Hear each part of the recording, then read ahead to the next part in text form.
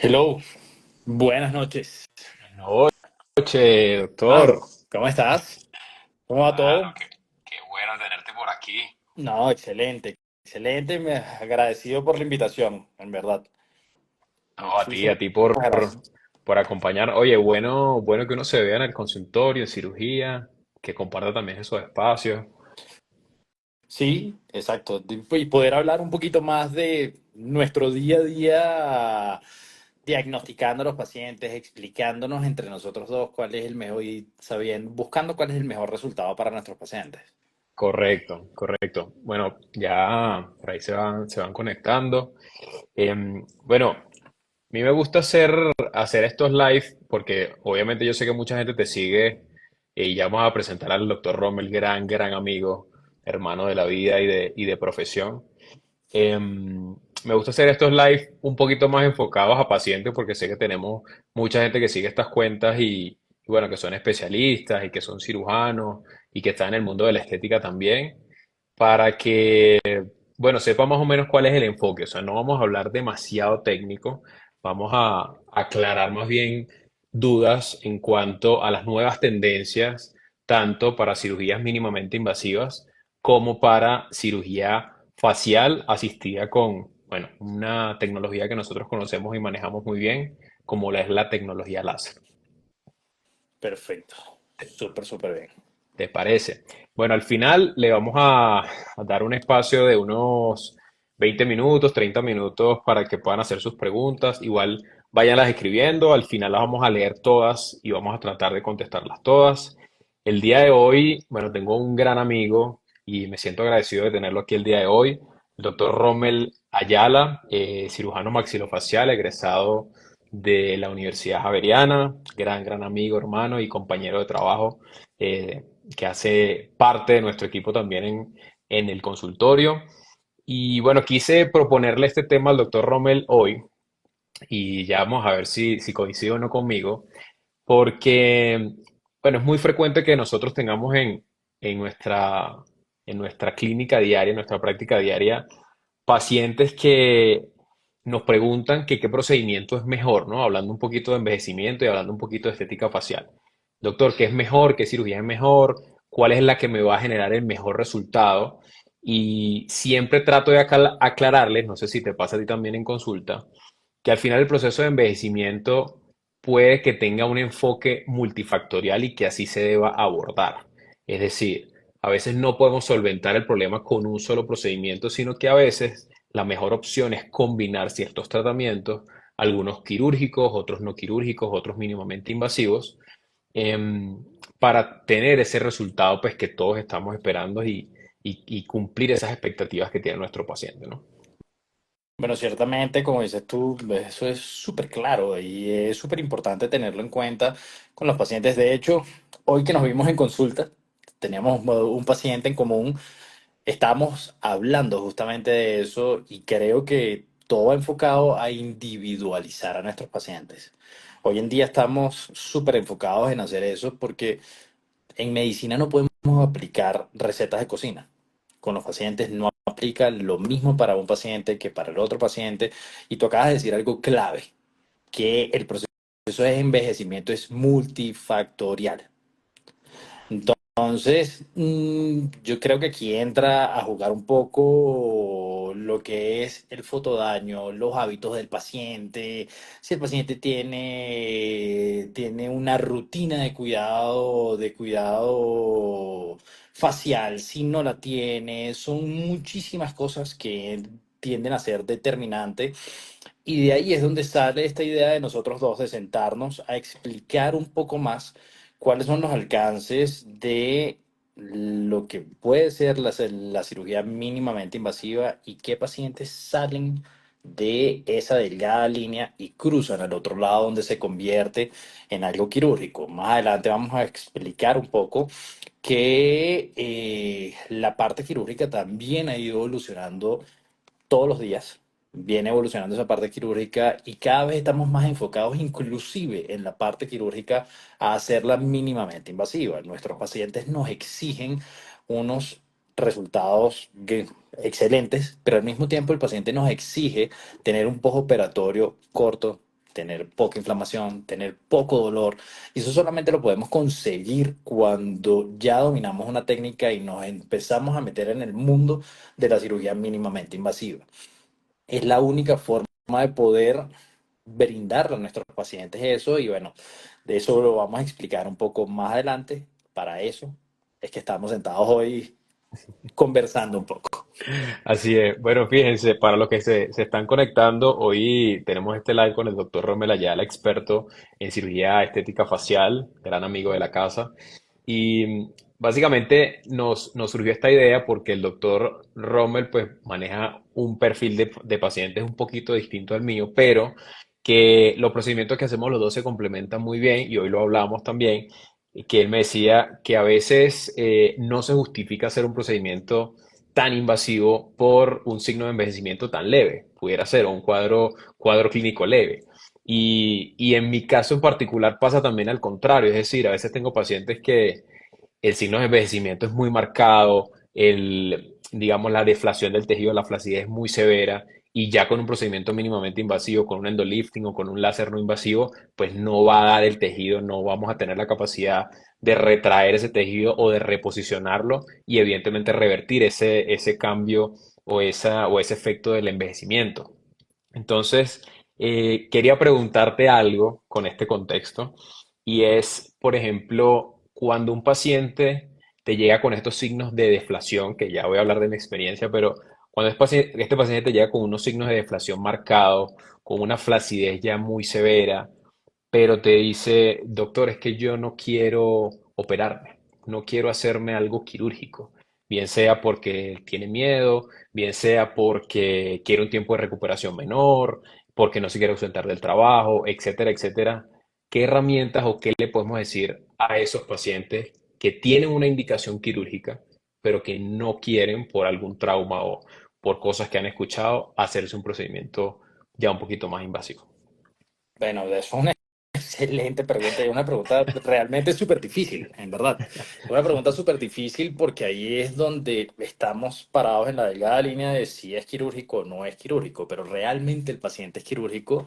Sin embargo, el paciente se inclina un poco más por no someterse a un procedimiento quirúrgico por cualquier que sea la razón. Tú la que acabas de decir normalmente es un poco de miedo por el procedimiento per se o por el procedimiento de la anestesia. Hoy en día podemos hacer una gran cantidad de procedimientos quirúrgicos bajo sedación endovenosa, ¿ok? Pero, sin embargo, tiende a generar un poco de miedo en el paciente. Pero yo pienso que lo primero y principal en ese caso es sentarnos a hablar de una forma muy sincera con nuestros pacientes y poder hablar con nuestros pacientes de una forma muy sincera cuáles son los alcances reales de un procedimiento versus el otro procedimiento. ¿Ok? ¿Por qué lo digo así? Porque tanto a ti como a mí nos pasa pacientes que ya tienen signos de envejecimiento, signos de pérdida de volumétrica en la cara, ¿ok? Elasticidad en la piel. Y es el paciente que nos llega a la consulta y nos dice, doctor, es que quiero que me quite la papada y quiero que me quede otra vez el borde mandibular así marcado como cuando lo tenía a los 20 años. Entonces, sí, nosotros pudiésemos agarrar y decir, bueno, vamos a hacer una lipoescultura de papada de nuestros pacientes, pero sabemos que no vamos a tener ni vamos a obtener ese resultado que está buscando el paciente. De ahí es donde voy yo en ser sincero completamente con el paciente y explicarle cuáles son los alcances reales de cada tipo de procedimiento. Entonces, yo pienso que realmente esa es la parte más clave aquí.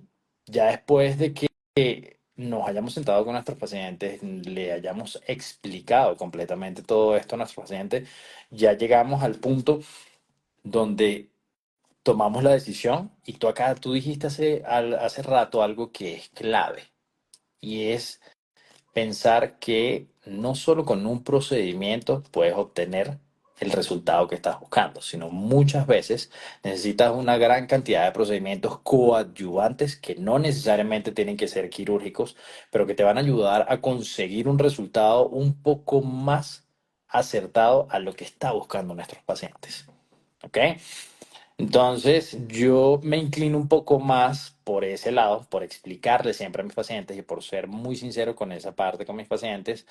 Y ahí sí nos sentamos y buscamos, como quien dice, un punto intermedio entre los dos. Correcto. ¿Ok? Sí, eso es vital, eso es vital.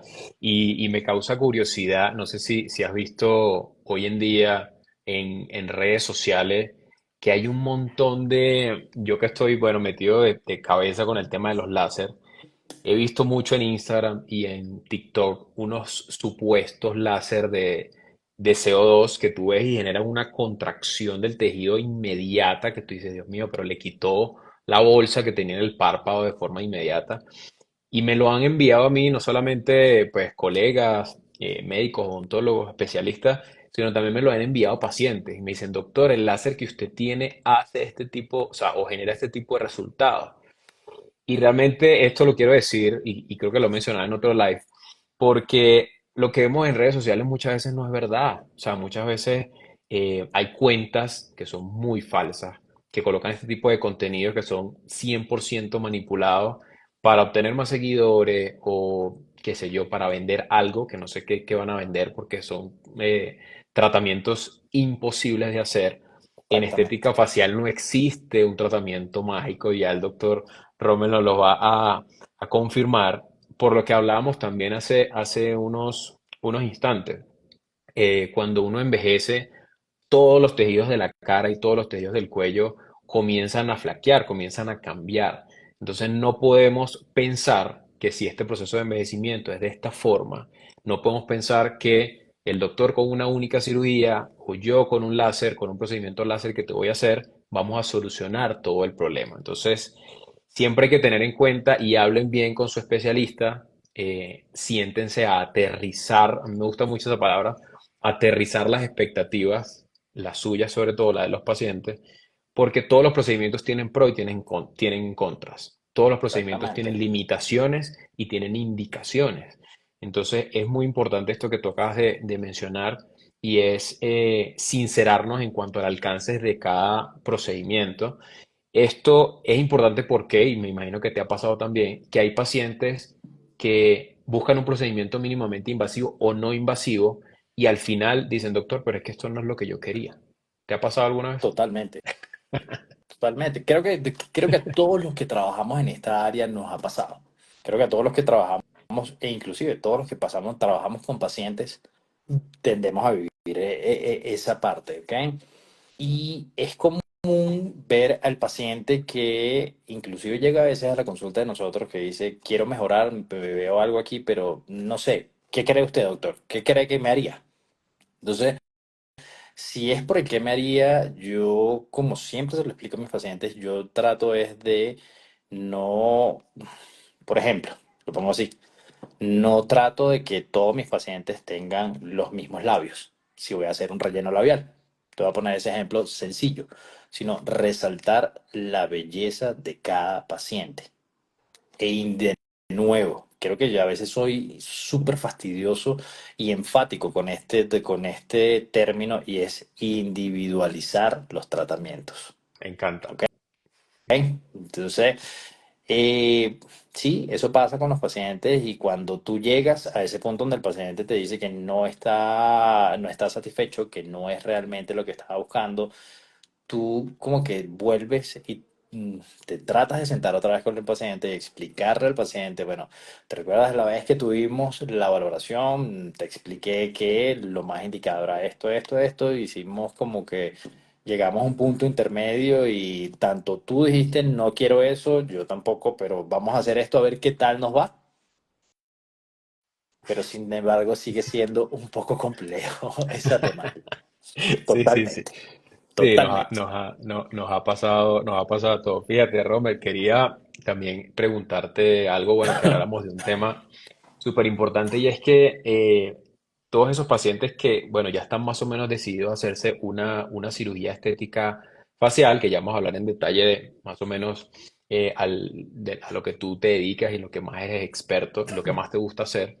Em, quiero que nos hables un poquito, y a mí me gusta resaltárselo mucho a los pacientes, y es ese salto que ha dado la cirugía facial en todos estos últimos años. bueno, no solamente la cirugía facial, la cirugía funcional también a nivel corporal, en cuanto a los cambios en los abordajes quirúrgicos, los cambios en el tamaño de las incisiones, los cambios en cuanto a los protocolos de cirugía asistida con cierta tecnología como lo es el láser, los cambios que hoy lo hablábamos también de la cirugía facial laparoscópica. Quiero que también nos hables un poquito de eso, porque a veces puede ser un término bastante nuevo, pero quiero tocar este tema para que los pacientes que a lo mejor saben que tienen una indicación quirúrgica, pero tienen un poquito de temor por todo eso que han escuchado, o a lo mejor tienen algún familiar o algún amigo que se hizo una cirugía hace muchos años con una técnica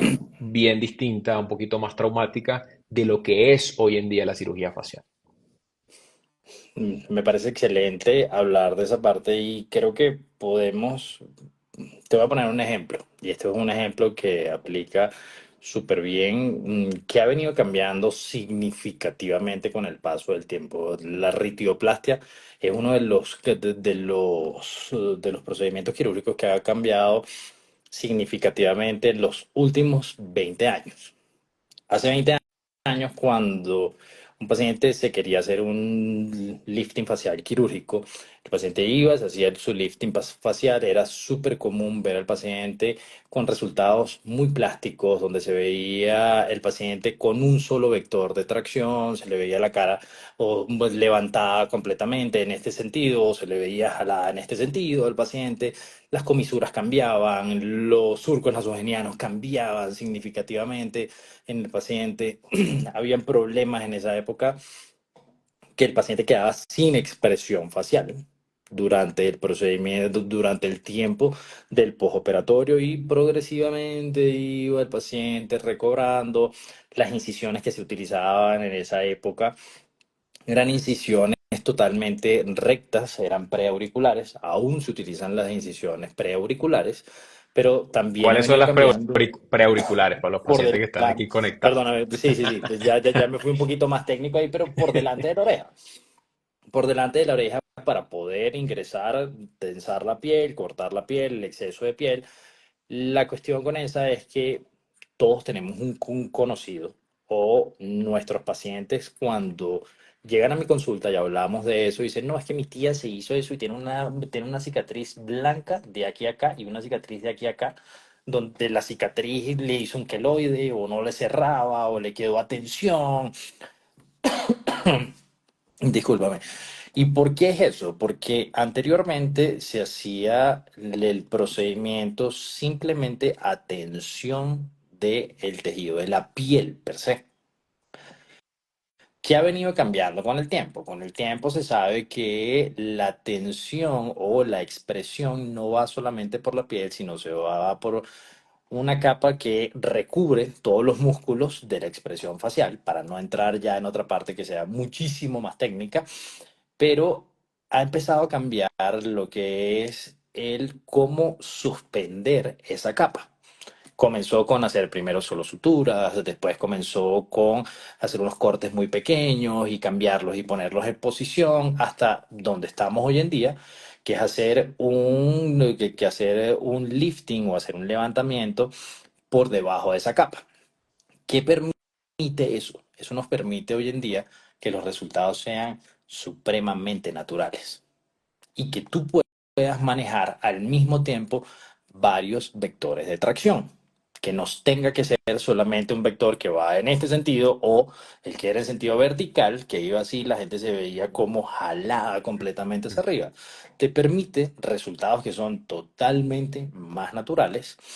Hoy en día también trabajamos con protocolos en anestesia de recuperación rápida. Súper importante. Trabajamos con protocolos de recuperación rápida, donde nos apoyamos en el servicio de anestesiología, nos ayudan a que nuestro paciente se recupere rápidamente, nuestro paciente pueda tener un buen manejo de la analgesia, y aparte también nos termina ayudando esto completamente a que nuestro paciente, si se recupera más rápido, si tiene un proceso de cicatrización más rápido, es un paciente que nos va a ayudar a como quien dice, hacer el voz a voz de una forma más sencilla. Que cuando llegamos a ese punto de la voz a voz, que es muchísimo más sencillo con el paciente, es que vieron a mi paciente no tiene un resultado plástico, mi paciente se ve muy bien y es el paciente que lo ven a distancia en la calle y no se dan cuenta inmediatamente que es un paciente que está operado, sino que llega el paciente, te ves muy bien, ¿qué te hiciste? No, no, no, y ahí empieza completamente ese proceso. Ya cambiando un poquito el tema, cuando tú me hablabas de qué otro tipo de avances tenemos hoy en día tenemos avances en pacientes, tenemos pacientes que los deberíamos clasificar como que dice por edades, pacientes de 30 a 40 años, de 40 a 50 años, de 50 a 60 y de 60 en adelante. ¿Por qué te hablo de esto? Porque no es lo mismo operar un paciente de un estiramiento facial, un paciente de 30 años o de 35 años que tenga algún componente de deflación y de hiperlaxitud cutánea a un paciente que tenga 60 años. ¿Por qué? Porque hoy en día yo tengo opciones de hacer ese mismo lifting y crear ese mismo efecto de estiramiento facial de maneras mínimamente invasivas. Hoy en día es una realidad que podemos hacer, desde que lo podemos hacer por sectores. Y lo primero y principal que hacemos es de nuevo sentarnos, evaluar a nuestros pacientes e individualizar los tercios faciales. Es lo primero y principal que hacemos en nuestros pacientes, evaluar cómo está el proceso de envejecimiento o pérdida volumétrica en el del tercio superior, en el medio del inferior, y eso es lo que nos va a decir qué tipo de procedimiento podemos hacer en el paciente que sea mínimamente invasivo, pero que al mismo tiempo tenga un impacto significativo. ¿Ok? Eso es lo más importante, tanto así que hoy hablamos que un paciente con una hiperlaxitud grande en el tercio inferior, pero que no tenga una hiperlaxitud, que no tenga un signo de envejecimiento fuerte en el tercio medio, se puede trabajar de una forma muy sencilla haciendo un lifting de tercio medio endoscópico con una blefaroplastia y ahí así hacer en el tercio inferior un lifting abierto para poder reposicionar los tejidos del cuello. Entonces, si te das cuenta, es parte de lo que estábamos hablando tú y yo el día de hoy, que los alcances han cambiado significativamente. Y ahí es donde entra la sinergia entre lo que haces tú con lo que hago yo. Lo estábamos hablando hoy temprano. ¿Por qué? Porque nos podemos apoyar muchísimo en hacer el endolifting de tercio medio, pero si mi paciente tiene una hiperlaxitud cutánea a nivel cervical, tiene el músculo platisma con las bandas platismales completamente tóxicas, es un paciente que no me va a servir hacerle algo mínimamente invasivo, porque no voy a poder contraer de nuevo esa piel y no voy a poder conseguir esa sensación de un borde mandibular completamente liso y completamente definido. No lo voy a poder realizar de la forma mínimamente invasiva y ahí es donde entonces mezclamos la parte mínimamente invasiva con la parte quirúrgica. Y al mismo tiempo, lo que te decía, nos podemos apoyar en la parte del uso de tecnología láser. La tecnología láser cambió el paradigma realmente hoy en día de lo que es la cirugía facial. Yo tuve la oportunidad, inclusive contigo, de hacer blefaroplastia láser y me pareció que, no sé, cambió completamente muchas cosas para mí desde el punto de vista quirúrgicos. ¿En qué sentido? La incisión, la disección es supremamente exacta. ¿Sí? Yo tengo entrenamiento de cirujano, tengo muchísimo tiempo trabajando, yo puedo decir que no, si yo hago de una forma convencional el corte con bisturí, pero de nuevo, lo hablé hace rato, mis pacientes lo que buscan son resultados top y el paciente que te busca a ti por un procedimiento quirúrgico facial es un paciente que te está buscando porque no quede ni siquiera una diferencia de 1 milímetro entre un párpado con el otro párpado. esa exactitud la puedo lograr con la fibra del láser que me di cuenta ese día de cómo diseñarlo, de cómo disecarlo, de ver que al mismo tiempo de que estoy haciendo todo de una forma súper sencilla, tengo control de la hemostasia o control del sangrado, perdón, para no hablar tan técnico, un control del sangrado y yo creo que si ese día utilizamos realmente una gasa para secar fue muchísimo. Sí, Entonces, ¿verdad? al Fue mismo increíble. tiempo, eso se ve interpretado en que los tiempos quirúrgicos se disminuyen. Al disminuir el tiempo quirúrgico, estoy disminuyendo la posibilidad de que mi paciente tenga mayor dolor y mayor inflamación. Correcto, ¿no? Entonces, Lo que dices es fundamental, o sea, apoyar, ya yo creo que en este año, pleno 2024, con todos los avances de tecnología que hay, sí, al final uno puede ser un cirujano muy bueno, tener muy buenas técnicas, pero pues la tecnología ya dejó de ser un lujo para ser una necesidad y ya el paciente te lo exige. Sí, hay muchos claro, pacientes que, doctor, es que vi una técnica, no sé, laparoscópica o vi una técnica asistida con láser, usted tiene ese láser, ¿cuál es la marca de su láser? Porque estuve consultando y vi que hay varias marcas top, ¿cuál tiene usted? ¿De dónde es? O sea, ya el paciente viene con una noción hasta técnica de la tecnología que está exigiendo. Entonces yo creo que hoy en día ya no es digamos, un lujo, ya no es como, bueno, por tenerlo para que sea una estrategia de marketing, yo pero vender más, ¿no? Simplemente la tecnología y entre ellos la tecnología láser es una forma de, digamos, mejorar y resaltar nuestra técnica quirúrgica para claro, obtener exactamente. incluso mejores resultados. Exactamente, es apoyarse en las cosas que nos van a ayudar a ser mejores y en tener mejores resultados, no por mí, sino por mis pacientes, realmente. Es correcto. Sí, a veces uno, ojo, me he encontrado con muchos amigos, no, es que yo hago el mismo procedimiento, pero lo hago en 20 minutos menos o me tardo media hora menos, ¿sí? Pero no estamos hablando aquí de la rapidez, a lo mejor uno, sí, como tú le dijiste, uno puede hacer un corte, una incisión con un bisturí frío un poquito más rápido de la que uno lo hace con láser, que ya los láser son, hoy en día son bastante rápidos para cortar y bien precisos, pero volvemos al tema del trauma sobre los tejidos, es decir, lo que estamos generando en un tejido y lo que el tiempo que necesitamos para que ese tejido se recupere. Eso al final es lo más importante y como bien tú dijiste al final, al principio o hace un rato, el paciente te busca por eso. El paciente no solamente te busca, sí, obviamente quiere un resultado bonito, quiere un resultado armónico, natural, pero también quiere una recuperación tolerable, una recuperación amigable, ¿sí? Porque eso al final va a diferenciarte a ti como cirujano del resto de lo que tengas alrededor, ¿no? Fíjate, es que te lo estaba hablando y sigo con el ejemplo de las ritidoplastias.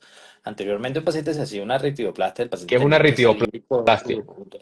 un lifting facial o un estiramiento facial, ¿ok? Y el paciente tenía que salir con un vendaje compresivo y utilizar ese vendaje compresivo gigante. Sí, todavía hay que utilizar el vendaje compresivo, pero no es, al no ser tan invasivo, la posibilidad de tú tener un edema tan grande como los que habían anteriormente, que eran edemas que generaban inclusive que el paciente prácticamente tuviese los párpados cerrados. Te lo pongo así, desde este punto de vista. ¿Ok? Ha cambiado significativamente, porque ya tú sabes y ya tienes a la mano ciertas cosas que te ayudan a hacer, a hacer el procedimiento más sencillo, más simple y tener mejores resultados de lo que tenías anteriormente. Entonces, vuelvo, simplemente sigo siendo enfático en lo que estoy hablando contigo y es, si hoy en día yo me puedo apoyar y, como te decía hoy, bueno, no, tengo un paciente que tengo el tercio medio de mi paciente está como perfecto para hacerle algo endoscópico, pero tengo que hacerle algo en el cuello, bueno, vamos, lo operamos entre los dos y tú haces esta parte, yo hago esta parte. Sí, eso es parte, forma parte fundamental, perdón, de seguir apoyándonos en tratar de buscar el mejor resultado para mi paciente. Correcto, correcto. Sí, y como tú bien dijiste también hace un rato, enfocar el tratamiento según la necesidad del paciente, porque como hablamos al principio de la charla, cuando uno envejece, bueno, uno no envejece al mismo tiempo o en la misma proporción en la parte de arriba que en la parte de abajo. Totalmente. Y eso obviamente implica que uno como cirujano tenga que planificar, bueno, qué vamos a hacer en este tercio, qué vamos a hacer en este tercio. Podemos hacer el mismo procedimiento en varios tercios o hay un tercio de la cara o del cuello incluso que requiere un tratamiento distinto. Entonces aquí venimos con lo que el doctor Rommel conversaba en cuanto a la personalización de cada uno. A lo mejor tú tienes mucha flacidez, no sé, en los párpados y en las mejillas, pero a lo mejor tu tercio inferior no está tan mal y no necesita un procedimiento tan invasivo y viceversa, ¿vale? Fíjate, uno de los ejemplos más fuertes con respecto a eso es lo que tú acabas de decir en este momento, y ya cambio el ejemplo del estiramiento facial, es la aparición de las bolsas en los párpados superiores. El 99% de las personas tiende a pensar que la aparición de las bolsas en los párpados inferiores o el exceso de piel en los párpados inferiores se arregla o se solventa al 100% con una blefaroplastia. Y sí, pero es de manera parcial. ¿Por qué es ¿Por de qué? manera parcial? ¿Por qué? Porque yo tengo que de nuevo evaluar el tercio superior de mi paciente. Una de las causas principales para que ese tejido o esa piel se ponga tóxica o pierda la elasticidad y empiece a caer es porque mi ceja cambió de posición. Claro, La ceja cambió de posición. Si mi ceja cambió de posición, yo no puedo esperar solamente una cirugía de párpados que mi ceja vuelva a tener la posición vertical y que yo vuelva a ejercer ese arco de sensualidad específicamente que tienen las mujeres, que nosotros lo podemos hacer de otra manera utilizando toxinas, sí, nos tenemos que apoyar en ese tipo de tratamientos, como lo estábamos hablando, pero el paciente que ya tiene un exceso de piel, el paciente que sí, yo le puedo colocar la toxina y voy a mejorarlo, pero no va a ser un resultado significativo. Y es de nuevo, voy unos pasos atrás a lo que hablamos al principio, es sentarme a individualizar el tratamiento con mi paciente y explicarle a mi paciente por qué no voy a alcanzar un resultado top con un solo procedimiento. correcto, ¿Ok? correcto. Y creo que eso también va enfocado en lo que mencionabas con el tema del lifting, como se hacía el lifting anteriormente, que solamente se traccionaba a nivel cutáneo. Y quiero hacer aquí una analogía para los pacientes que nos están viendo. Y es que en la cara no solamente tenemos piel y el envejecimiento cuando se va dando, se da en diferentes capas y tejidos de la piel y los tratamientos que muchas veces hacemos van enfocados o el enfoque que nosotros queremos darles de forma integral, es decir, no solamente tratar la piel, que es súper importante, la dermis, la epidermis, sino también la grasa que está debajo de esa piel, la musculatura que está debajo de esa grasa, ¿ok? Y los ligamentos que están también ahí asociados, que van perdiendo tracción cuando el paciente envejece. Entonces ya los tratamientos ahorita no son enfocados en un signo clínico, sino son enfocados en la causa de un tejido, de cómo está el tejido. Entonces ahí va mi abordaje de forma integral y cómo las cosas han cambiado Exactamente. en 20 y 30 Mira, años, ¿no? me encanta que hayas dicho eso en la tarde. En la tarde tuve una consulta y estaba con una paciente, estábamos hablando de una paciente que tiene unas bolsas en los párpados inferiores grandes, son significativas las bolsas. Y la paciente me decía, no, doctor, es que quiero que me quite toda la bolsa. Y es que ha evolucionado tanto y ha cambiado tanto que el tratamiento de la cirugía orbitaria estética de los párpados superiores e inferiores está hoy en día orientado a no retirar completamente esa grasa, sino a restituir el volumen de esa grasa y reposicionarla alrededor del globo ocular. ¿Por qué?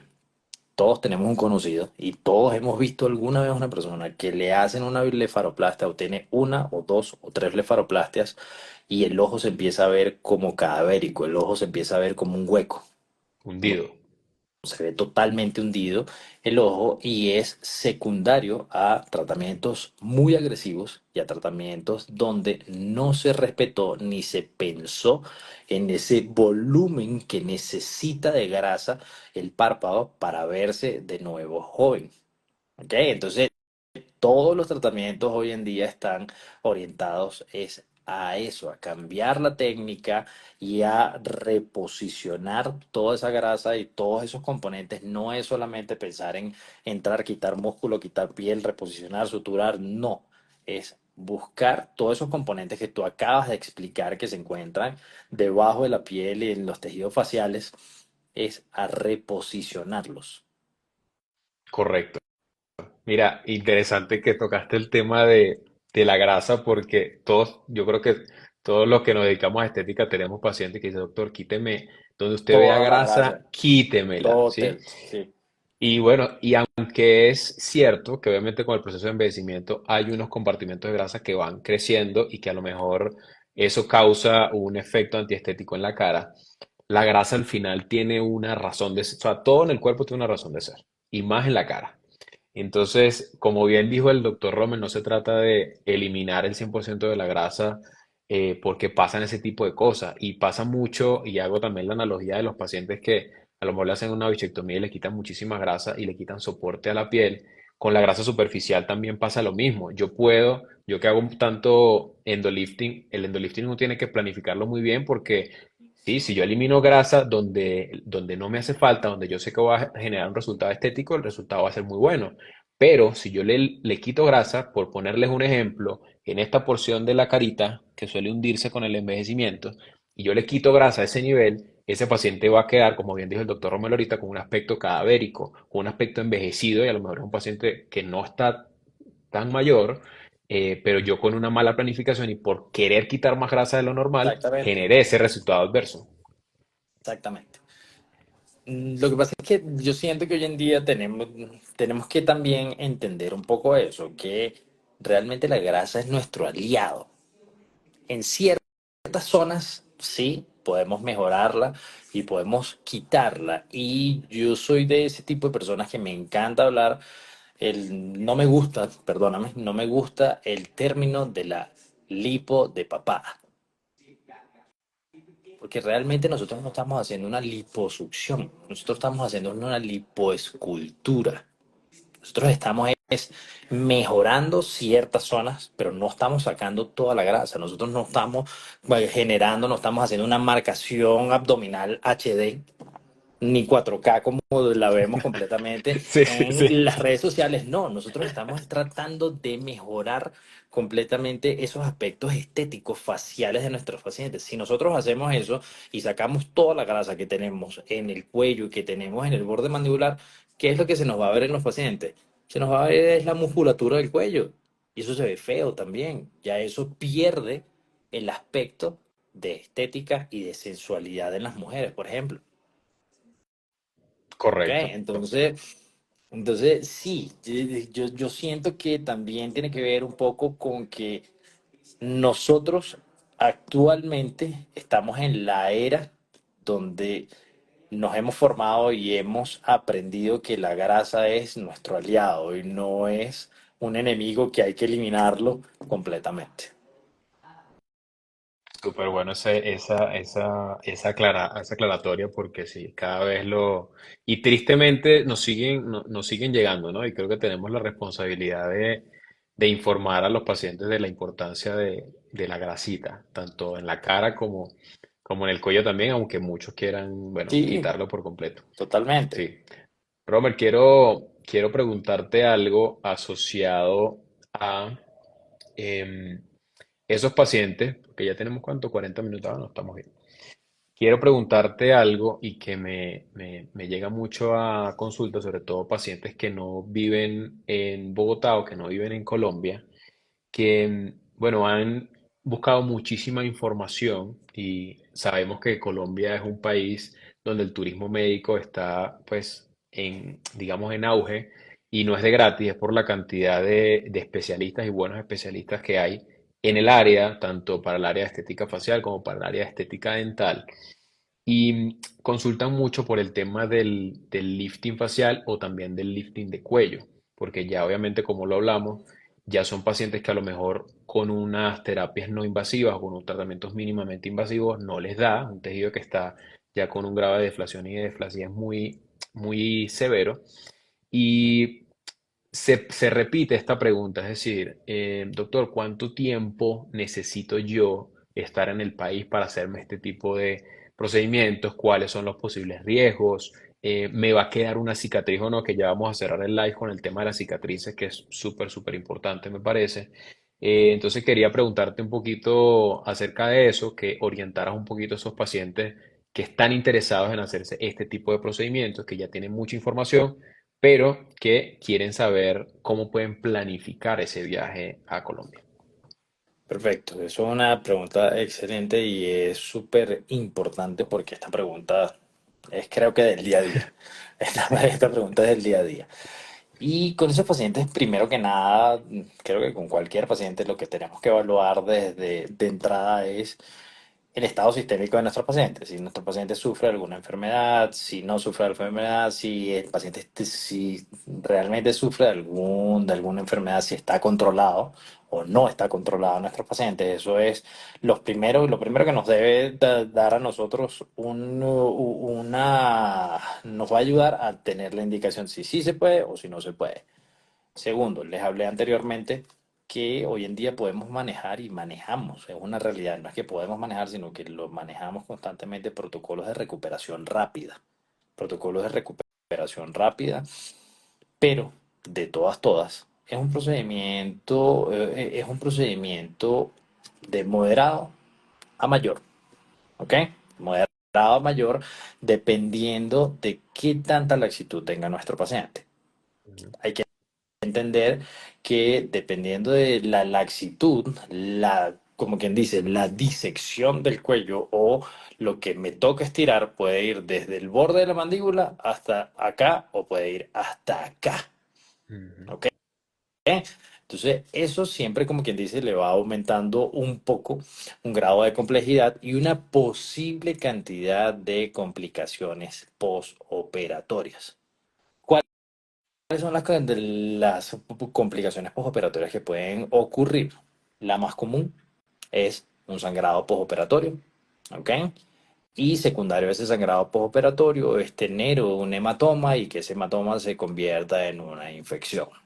ujú. Esa creo que es la razón principal por la cual yo con estos pacientes siempre trato de hablar con ellos a que tenemos que tener mínimo unos 12 días. Perfecto.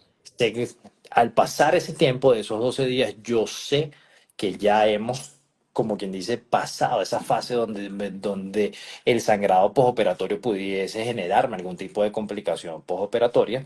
Aparte, me da, como quien dice, la posibilidad de evaluar las heridas de mi paciente. No es lo mismo que yo haga un procedimiento quirúrgico, yo vea así, mi paciente no tiene nada de sangrado, está perfecto, no me hizo hematoma, el paciente tiene uno que otro morado, sin embargo, eso con lo mismo del protocolo de recuperación rápida, con los drenajes faciales, con una fisioterapia que colocamos, eso se va muy rápido, pero no es lo mismo que yo le diga a mi paciente que se puede ir a los 5 días todavía con las suturas colocadas, a que yo pueda darle un control a la herida. ¿Ok? Y que yo pueda evaluar cómo está la herida, yo pueda evaluar si tengo que cambiar algo en lo que es el protocolo de la limpieza de la herida, que es determinante. ¿Ok? Y aparte, puedo evaluar si se abrió un punto, si no se abrió un punto, que puede ser que ocurra, como puede ser que no ocurra. La posibilidad es baja, pero puede ser que ocurra. ¿Por qué puede ser que ocurra que se suelte un punto o una dehiscencia, como le decimos nosotros? Por el mismo proceso inflamatorio. El mismo proceso inflamatorio empieza a generar presión y estiramiento o tensión sobre el punto de la sutura y es lo que lo tiende a abrir. Entonces, si ya yo tengo una zona donde se me abrió el punto, yo no puedo mandar a mi paciente a los 5 días que se devuelva a su país. ¿Por qué? Porque sé que voy a tener un mal resultado en la cicatrización. Y hablar de esto, de aquí pudiésemos hacer un live simplemente de cicatrización, y hacer live de cicatrización porque hay como quien dice que diferenciar lo que es una cicatriz hipertrófica de lo que es un queloide. Son dos cosas totalmente distintas. ¿Ok? No voy a entrar como quien dice ahorita en ese tema, pero entonces fíjate que yo de nuevo trato durante esos 10 a 12 días, el paciente se opera, pongo el ejemplo, el paciente se operó ayer lunes. El paciente tiene el día miércoles la primera cita postoperatoria en el consultorio. Retiramos los vendajes, limpiamos las heridas, empezamos el protocolo de recuperación rápida, empieza el drenaje facial. El paciente, eso es el miércoles, el viernes regresa otra vez el paciente a lo mismo, el lunes regresa el paciente otra vez a lo mismo. Fíjate que en una semana, en menos de una semana o en una semana ya yo le di 3 controles a mi Ujú. paciente. Eso me ayuda a mí completamente a poder darle un buen resultado a mi paciente o a garantizarle que va a tener un buen resultado a mi paciente. Esa es la razón principal. Aparte, yo siento que también es complejo y no sé cómo decirlo de otra manera, pero me parece un poco irresponsable yo darle salida a mi paciente, darle de alta a mi paciente con puntos y mandarlo con otro especialista en otro lugar a que lo vea otra persona y que lo controle otra persona. Correcto. ¿Por qué? Por más que sea que a veces somos amigos y que no, que mi amigo lo va a ver aquí, me lo va a ver allá, no va a ser lo mismo si es una persona, pongo el ejemplo, si no es una persona que está acostumbrada a hacer lo mismo que hago yo, Ujú. no va a tener la misma capacidad de manejo en una complicación leve, mediana o una complicación grave. ¿Ok? No va a ser nunca lo mismo. Entonces, yo por eso a veces tiendo a ser un poco fastidioso con los pacientes en hablar de eso, pero siento que al mismo tiempo he logrado tener un buen trato con mis pacientes, que mis pacientes me lo entiendan de buena forma y que se adhieran a la terapia que yo le estoy instaurando a mi paciente.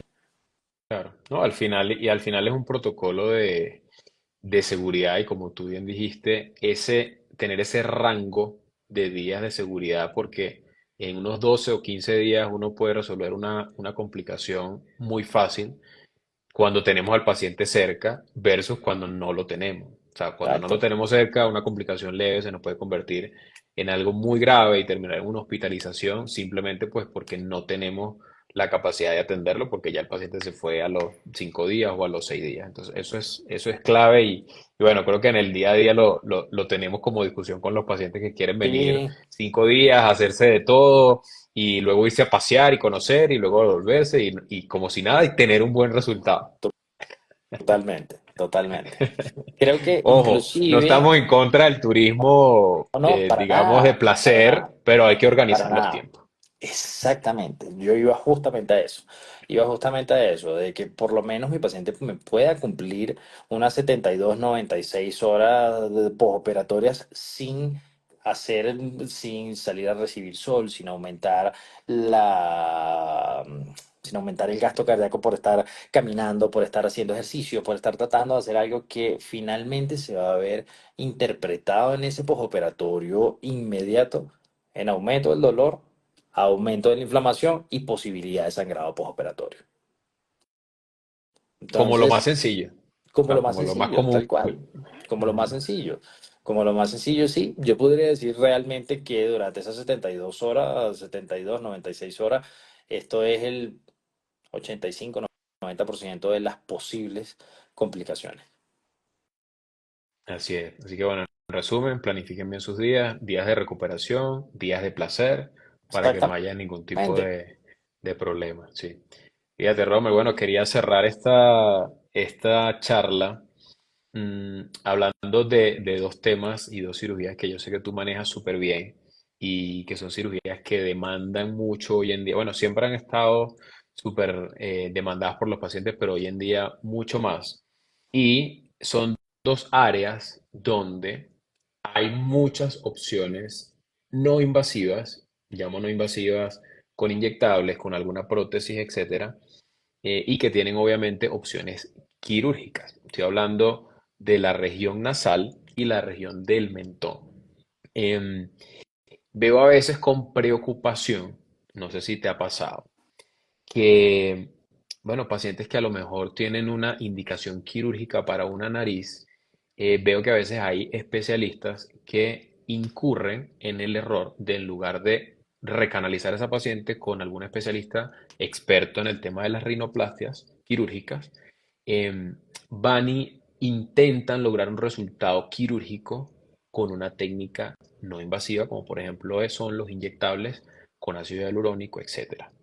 Em, y con el mentón pasa igual. O sea, pacientes que tienen una deficiencia de mentón importante y a veces tenemos casos, o los he visto, donde llegan con unas prótesis de silicona, por ejemplo, donde no logran compensar o no logran resolver esa falta de soporte anterior en la zona del mentón, porque inicialmente tenían una indicación quirúrgica y quisieron compensarlo con un tratamiento mínimamente invasivo. No sé si has tenido casos así de este estilo. Totalmente, totalmente, pero vamos a dividirlo completamente. Vamos a hablar primero de esa parte de la rinoplastia. Yo creo que con los inyectables estamos ahorita, por ejemplo, casi que estamos en la época del uso y el abuso, ¿ok? Estamos casi que en el uso y el abuso de los inyectables, específicamente del ácido hialurónico, y creo que en las rinomodelaciones es el procedimiento más común con respecto a este uso y abuso.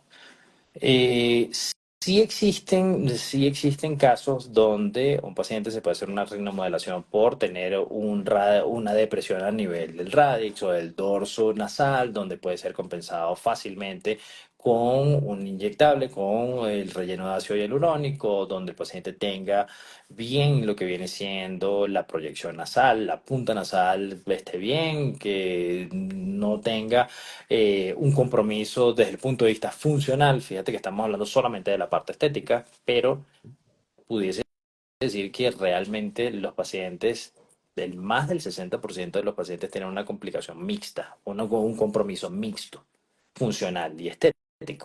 ¿Ok? Entonces, ¿qué tiende a pasar con esos pacientes que tienen una indicación clara de una rinoplastia y tienen años haciéndose la colocación del ácido hialurónico? El ácido hialurónico sí se reabsorbe. No, con esto que voy a decir, no es que no se reabsorbe el ácido hialurónico, pero siempre va a quedar un restante a nivel de los cartílagos nasales. ¿Ok? Mientras más ácido te vas poniendo constantemente, eso va generándole presión a tu cartílago nasal. Y he tenido la oportunidad de ver pacientes donde terminan el paciente finalmente en la rinoplastia, pero yo un paciente que ya tiene 5 6 años e inclusive 10 8 años haciendo rinomodelaciones y los cartílagos no tienen la misma rigidez, número uno. Y número dos, los cartílagos tienden a rasgarse o a romperse por la presión constante que está generando el relleno. Entonces, es complejo, es complejo el tema que tú acabas de tocar en este momento, porque sí, lo que normalmente hace una persona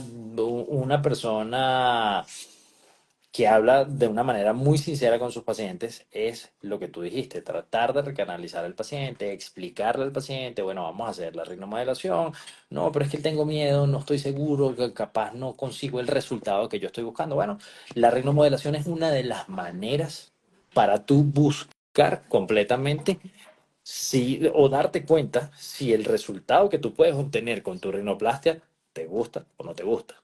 Y es un paso para yo decir, ¿me opero o no me opero? Entonces, cuando ya entramos en ese punto, en ese tema que estás hablando, que pusiste tú de el tratante que simplemente lo hace por seguir teniendo al paciente ahí constantemente, fíjate que ya estamos rayando en un tema de ética profesional también. Ujú.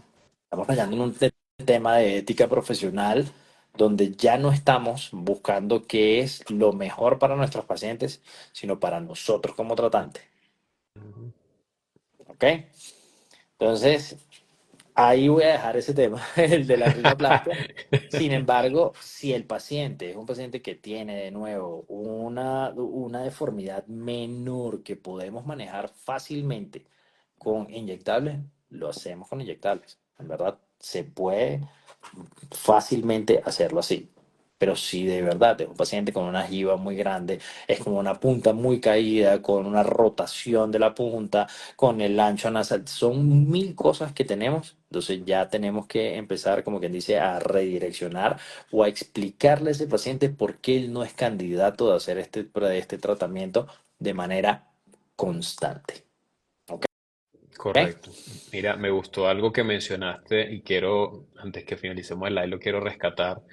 Y es eso del uso y el abuso de los inyectables, porque desde hace ya por lo menos un par de años, no sé si lo has visto por allí también en algunas publicaciones o en algunos congresos, hay muchas técnicas que de hecho dictan hasta conferencias y cursos de estas técnicas de armonización con ácido hialurónico, incluso armonización con otro tipo de inyectables como la hidroxiapatita y esta combinación de híbridos, pero lo hacen con una cantidad realmente considerable de jeringas de ácido hialurónico. Estamos hablando de 7, 8, 9, 10 jeringas de ácido hialurónico para hacer una armonización facial.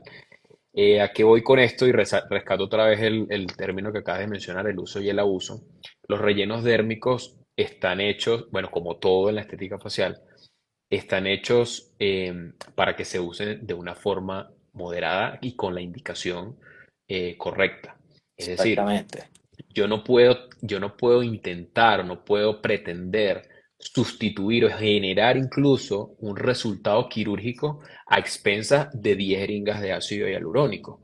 Eso incluso lo vi, y no me da miedo decirlo, pues lo digo con toda la responsabilidad, lo vi en el congreso que hubo en Medellín, en la MWC, la última Ujú. edición en Medellín, y me sorprendió realmente ver cómo mostraban pacientes que realmente eran candidatos a un lifting quirúrgico, una retioplastia, etcétera, y el tratamiento indicado en esa charla a la que acudí era, bueno, hacer una armonización facial con 6 jeringas de armónica, 4 de ácido hialurónico, y así entonces lograr un resultado. Yo digo, realmente somos conscientes de que esa cantidad de material y de rellenos dérmicos sí se va a reabsorber en un mediano plazo, no va a Exactamente. generar ningún tipo de consecuencia, no va a generar ningún tipo de granuloma. Y te lo pregunto porque Exactamente. tú tienes la posibilidad de ver en tu práctica diaria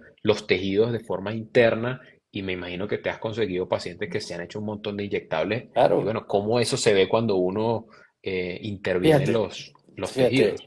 no lo dije al principio, pero en rinoplastias, en pacientes que tienen años haciéndose rellenos, uno entra de manera muy literal con la cánula a aspirar lo que hay todavía ahí y sale completamente cuando ya el paciente tiene años en eso. Ahora imagínate cómo es el paciente que busca hacer una mentoplastia con inyectables o el paciente que busca hacer el aumento de ángulos mandibulares con inyectables teniendo una anomalía dentofacial severa. Yo entiendo y me parece bien y lo hago en mi consulta. Pacientes que no tienen una anomalía dentofacial de tipo clase 2, en otras palabras, que es un paciente que tiene un déficit de crecimiento tridimensional a nivel mandibular en sentido anteroposterior, transversal. eh, yo puedo en un paciente perfil recto, un perfil paciente que no tiene muy marcados los ángulos mandibulares, ahorita que estamos en la época del boom de los rellenos híbridos, Ujú, ¿ok? Estamos en la época del boom de los rellenos híbridos, con un relleno híbrido que es ácido hialurónico, hidroxiapatita, es generar un resultado muy bueno en una masculinización. Pero en un paciente donde es excesivo lo que yo tengo que colocar de relleno, para mí Rommel Ayala, que hago la parte quirúrgica, es más sencillo brindarle a mi paciente una opción definitiva. Y es donde entra hoy en día el hacer la colocación de prótesis faciales. Las prótesis faciales llegaron hace años, llegaron pues, realmente para darnos una solución al trauma facial complejo y poder reconstruir a nuestros pacientes. Y lo llevamos hoy en día a la estética facial y lo llevamos a lo que viene siendo las anomalías dentofaciales para compensar esas cuestiones en nuestros pacientes. Entonces, si yo tengo un paciente que yo sé que no tiene ángulos mandibulares, bueno, ¿qué voy a hacer con ese paciente? Bueno, le puedo ofrecer a mi paciente colocar una prótesis de ángulos mandibulares que puede venir bien sea o en titanio o puede venir en algo que se llama PIC, que es un biomaterial totalmente inerte, es biocompatible y no me va a generar posibilidad de rechazo. En algunos casos pudiese ocurrir, como normalmente en el 90% de los casos no ocurre. ¿Ok? De nuevo, voy a lo mismo, individualizar siempre a nuestros pacientes, sentarnos con nuestros pacientes e individualizar procedimientos. Pero le puedo dar un tratamiento que es totalmente definitivo. Un paciente que no tiene que estar otra vez al año, otra vez invirtiendo en la misma cantidad de inyectables. Y para finalizar la parte que preguntabas tú con respecto al mentón, de las prótesis de mentón, las prótesis de mentón también han venido cambiando, han ido evolucionando, porque llegaron a darnos una alternativa en tratar de no ser tan quirúrgicos. Y no digo, y digo no tan quirúrgico. ¿Por qué digo no tan quirúrgico? Porque finalmente es un procedimiento quirúrgico poner la prótesis de mentón. ¿Qué es lo que, por ejemplo, a mí nunca me ha parecido bien de las prótesis de mentón? No me gusta la zona donde va la incisión. Normalmente se tiende a hacer extraoral la incisión para colocar la prótesis de mentón. Las prótesis de mentón todavía vienen algunas de stock, otras tienen alguna forma un poco más anatómica, pero viste, yo te lo dije hace rato, que yo era un poco enfático con el tema y con el término, pero yo no estoy individualizando a mi paciente. Yo no sé si mi paciente realmente tiene un mentón grande, si mi paciente tiene un mentón pequeño, si la musculatura de mi paciente está específica en una zona, si de un lado tiene mayor rotación en este sentido que el del otro lado. Entonces yo voy, le pongo la prótesis a mi paciente y la prótesis va de acá a acá, que yo podía agarrar, corto en un extremo y la hago como más pequeña, pero entonces también llega a tener, si la hago muy corta, me queda con sensación de que es como el mentón de un muñeco, de un ventríloco, así. Claro, ¿Ok? sí, sí, sí. Entonces se sale completamente de la naturalidad. Ahora vamos al problema real de los mentones, por ejemplo, de silicona. El problema real es que los mentones van adheridos o adosados a la superficie ósea. Cuando van adosados a la superficie ósea, o se trataba de hacer, bueno, vamos a hacer como un bolsillo, lo Ujú. metemos de aquí a acá, este es el espacio donde va a ir la prótesis de mentón y bueno, vamos a ponerle un puntico aquí que se agarre del tejido que está acá y un puntico del tejido que se agarra acá. Esa presión que él tiende a ejercer sobre la superficie del hueso no impide algo normal o fisiológico que tiene que ver con el recambio de las células óseas que se encuentran en el cuerpo. Ese recambio de las células óseas es fisiológico, o sea, en todo el cuerpo cada 28 días, en los maxilares tiende a ser mucho más rápido y tiende a ser la tasa metabólica un poquito más alta por la presencia de los dientes, la parte masticatoria, etcétera, etcétera. El problema real es que la prótesis se va comiendo la superficie del hueso y se va, como quien dice, metiendo. Ujú. Entonces, sí he tenido muchos casos donde ya termina llegando el paciente, bien sea o con un absceso en esa zona O, o o porque granuloma. el granuloma en esa zona, porque el punto que le te estaba comentando un poco, que mantiene la posición de la prótesis de mentón en sentido transversal y en sentido vertical, se soltó y tiende a rotar en este sentido o en este sentido o se mueve lateral y se le ve el mentón ahora aquí a la paciente o se le ve un bulto aquí sobre el labio inferior. Y hoy en día, bueno, hoy en día no, yo soy cirujano maxilofacial, mi formación es de hacer mentoplastias óseas.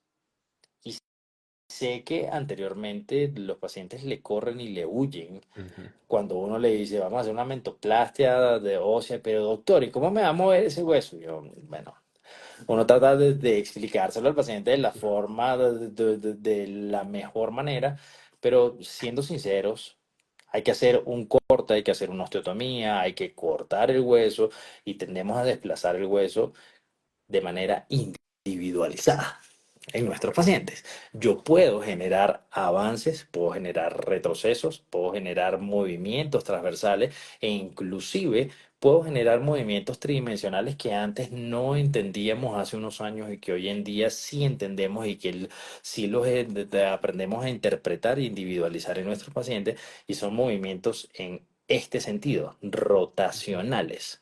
Entonces, fíjate que eso me ayuda a de nuevo tener un mejor resultado para mi paciente. Lo mismo, yo no puedo pretender, hablando de la individualización de la mentoplastia, hacer la misma mentoplastia para un paciente masculino que para un paciente femenino. ¿Por qué?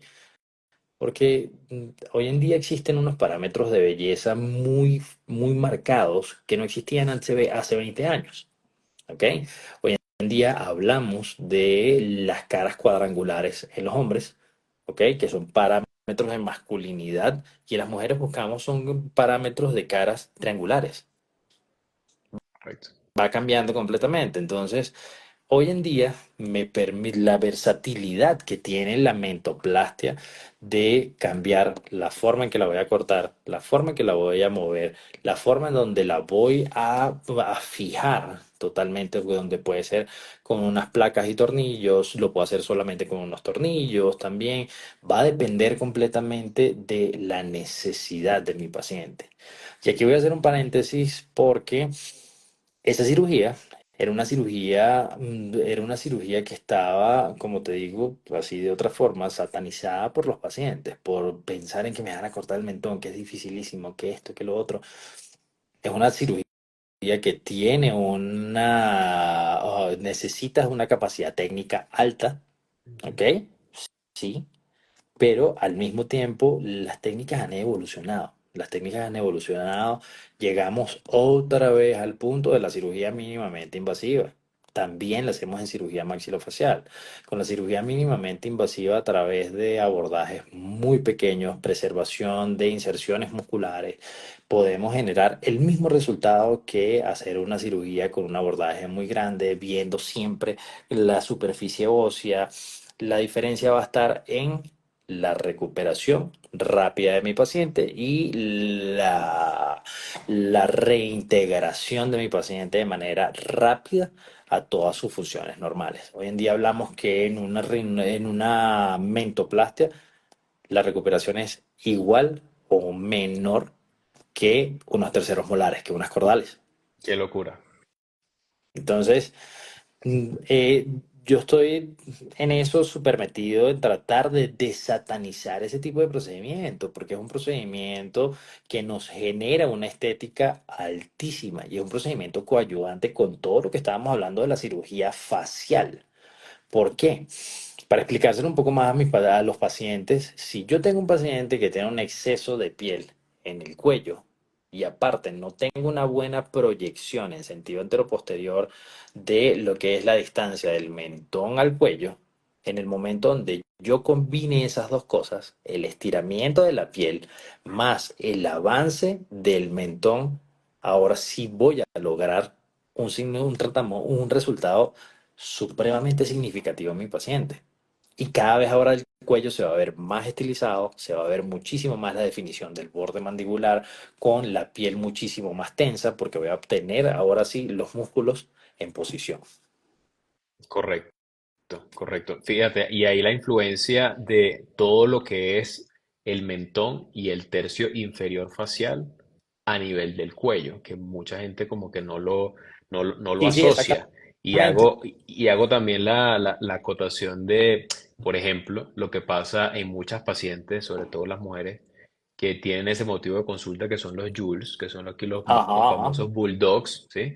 Y que nosotros siempre tratamos de explicar que gran culpa, por así decirlo, o gran causa de de ese signo de envejecimiento es a veces una tensión exagerada de del músculo en el cuello, o sea, a nivel muscular, pero en el cuello. Y no lo logran asociar a veces los pacientes o a veces nunca lo han escuchado.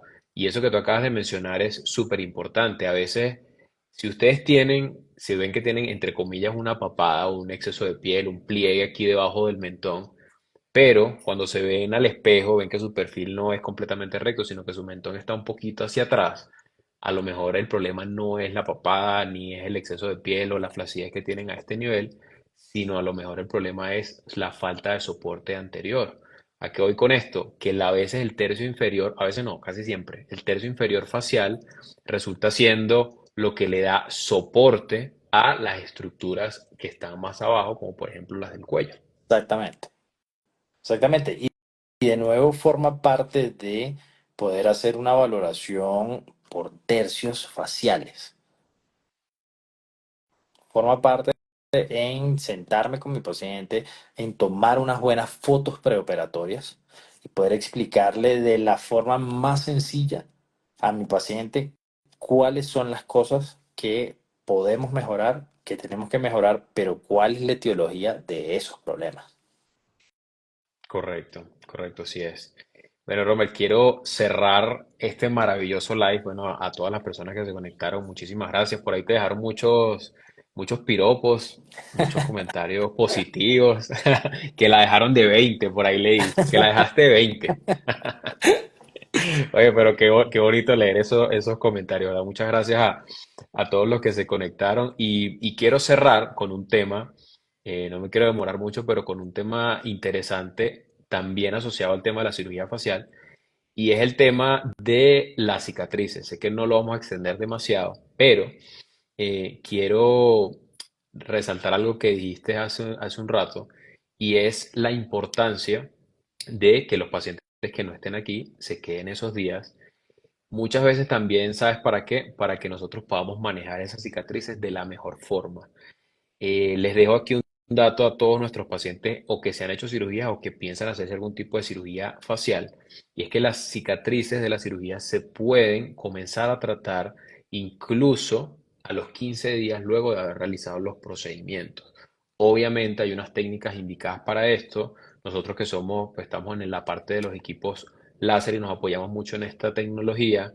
em, Resaltamos estos protocolos porque tienen unos resultados supremamente interesantes y buenos. Y aparte, nosotros no solamente podemos tratar la cicatriz, sino también la vascularidad. De hecho, hoy hicimos un caso súper Exactamente. bonito donde, y ahorita el doctor Romer nos los va a confirmar, donde a veces el problema de una cicatriz hipertrófica o antiestética es la vascularidad, es decir, ese componente de vasitos sanguíneos que están debajo de la cicatriz y que la tecnología láser nos permite tratar no solamente el grosor y el aspecto de la cicatriz, sino también esos vasitos que la están nutriendo y que a veces son componente importante de que se forme y que nos cause este aspecto antiestético.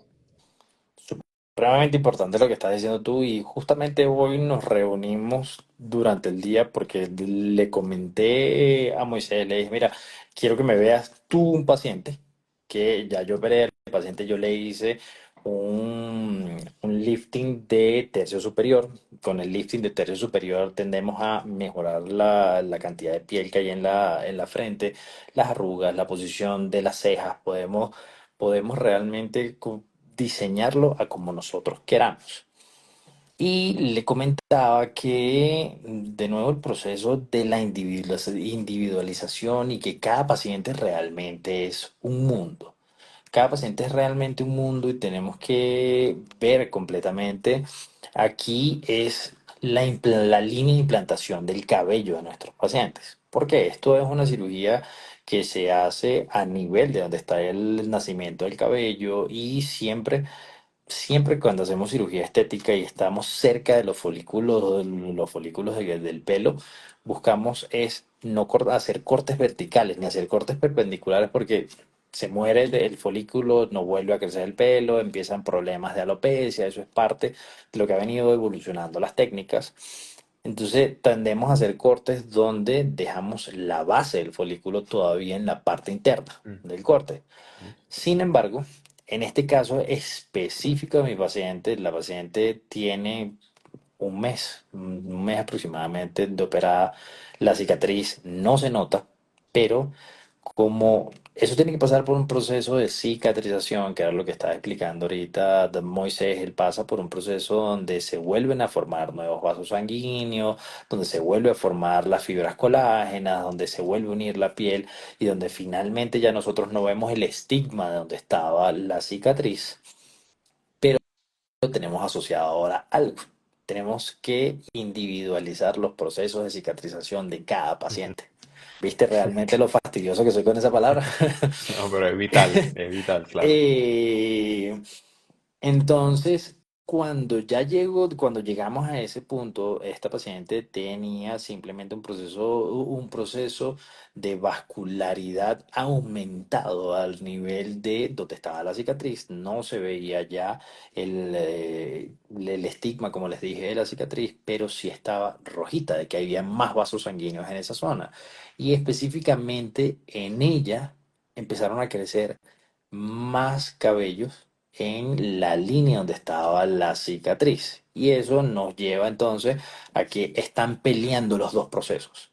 Está peleando el proceso de cicatrización y reparación a nivel de la piel y está peleando también porque aquí se está reparando y aquí quiere salir el pelo.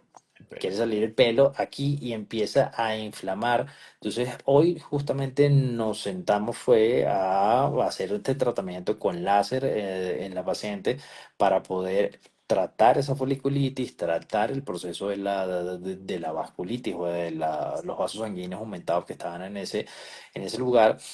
Y fue realmente súper enriquecedor el tratar a la paciente entre los dos porque ya yo lo había comentado, se lo había comentado a Moisés. Moisés me dice, sí, él lo va a mejorar muchísimo, pero fue inmediato, fue inmediato. El proceso del enrojecimiento disminuyó por lo menos, no sé, como en un 30% en cuestión de 15 minutos posoperatorios, posoperatorios de haber hecho el uso del láser. Fue significativo, en verdad. Y de nuevo, yo creo que lo más importante es que lleguemos a un punto intermedio entre el tratante y el paciente para entender la importancia de los cuidados postoperatorios. Los cuidados postoperatorios, la cirugía no termina hasta que realmente nosotros venimos y ya damos de alta completamente a nuestro paciente posterior a los cuidados postoperatorios. ¿Por qué? Porque hay que entender que ese proceso de cicatrización se sigue dando. ¿Ok? Entonces, como este proceso de cicatrización se sigue dando, ya existen protocolos totalmente descritos y son a los que nosotros nos apegamos para poder brindarle el mejor proceso de recuperación a nuestros pacientes. Ahora, si nuestro paciente no se apega completamente a esto, es donde comienzan también los problemas en el proceso de la cicatrización. Correcto, Y correcto, ahí sin ya duda, entonces sin duda alguna. entraríamos en lo que estábamos hablando temprano, que ya ahí tendríamos que hacer completamente otro live de hablar de qué es una cicatriz hipertrófica y hablar qué es un queloide, y cómo se trata de uno y cómo se trata el otro, Sí, etcétera, sí, etcétera. sí. Bueno, esa idea para el próximo live. Mira, Roma, quiero leer aquí unos comentarios que nos dejaron. Dice Chanoisa, hola. La importancia de elegir al mejor médico no solo por lo profesional, sino por la calidez humana que tenga y la confianza que nos da. Bueno, claro, ese feeling que debe haber entre el paciente y el Es cirujano es total. Sí, obviamente sí. Yo siento que eso es súper esencial, importante. claro. Otro, Jennifer, súper importante los cuidados postoperatorios, lo que comentábamos hace un segundo, y seguir al pie de la letra las recomendaciones del cirujano, total, total. Yo siempre les digo que a veces uno hace un 60% del trabajo y las terapias Claro. postquirúrgicas son por lo menos un 30 o 40%, así que no subestimen las indicaciones que le damos y los cuidados que les damos, si incluyen algún tipo de drenaje, etcétera, porque son fundamentales para un resultado exitoso. Fíjate, con eso que tú acabas de decir, yo siempre tiendo a darle el crédito a mi paciente cuando mi paciente está apegado a ese protocolo postoperatorio. Porque yo sé que no obtendría ese resultado si mi paciente no está adherido a la terapia. Así es. Iris, por aquí nos dice Iris. Ya me terminó de convencer, doctor Rommel, con mi cirugía. ¿Ves? Ya valió la pena hacer este live. Bueno, la espero, dile que la espero el próximo viernes Iris, te para que esperamos. agarre el puente.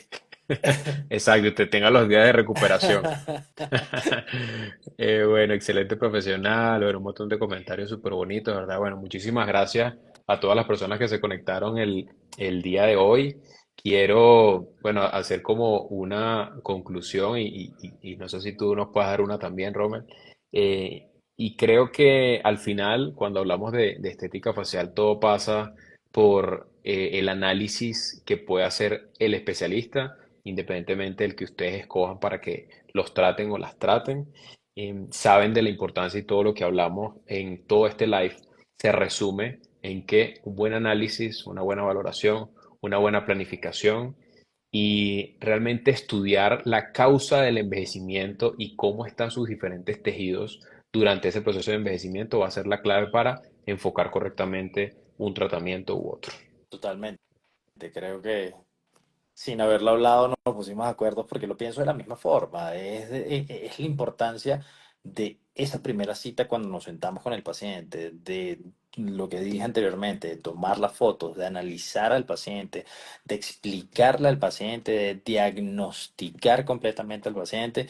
Y de ahí es donde entra el abanico de tratamientos, de posibles tratamientos que tenemos, desde el tratamiento del inyectable, desde el tratamiento del uso del láser, del tratamiento cuando se convierte completamente quirúrgico, pero de nuevo voy a ser fastidioso con esta palabra y siempre lo voy a seguir manteniendo de esta forma y sentarme a individualizar a mi paciente. Si yo no hago eso, no estoy orientado a conseguir un buen resultado para mi paciente, porque estoy pensando que lo que le hice al paciente de las 10 de la mañana le va a servir al paciente de las 3 de la tarde. Y no es así Y no es, necesariamente. y no es. Bueno, Robert, muchísimas gracias, hermano, por el tiempo, No, por a la ti disposición, por, completamente bueno, por la invitación, en llenarnos. verdad.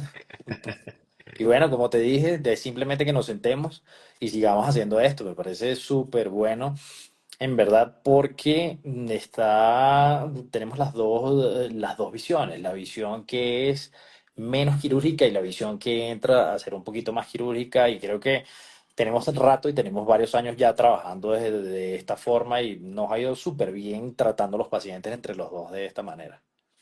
Que así, Así es, bueno, muchísimas que así gracias de siga nuevo. siendo. Así va a ser, así va a ser. Bueno, las redes sociales para los que se conectan desde mi cuenta, las redes sociales del doctor Rommel, dr.rommel Ayala, Rommel con doble L. Así que para que lo sigan, déjenle todas las preguntas que necesiten acerca de tratamientos estéticos, de cirugía facial. Y bueno, espero verlos muy pronto en el próximo live. Un fuerte abrazo, una feliz noche. Feliz Hasta noche, luego, Rommel. buenas noches. Chao, brother.